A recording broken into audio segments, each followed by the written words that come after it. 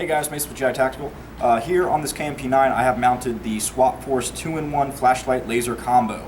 This thing's really cool because it comes with buttons and batteries for each of these and also pressure pads. So you can see laser, flashlight, etc.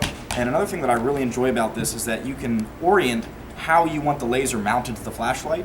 So before out of the box, this laser was actually on the bottom side of the flashlight, which interrupted the folding stock on this KMP9, but because they allow you to adjust it and move it up to the top, I can make room so I can actually fold my stock over.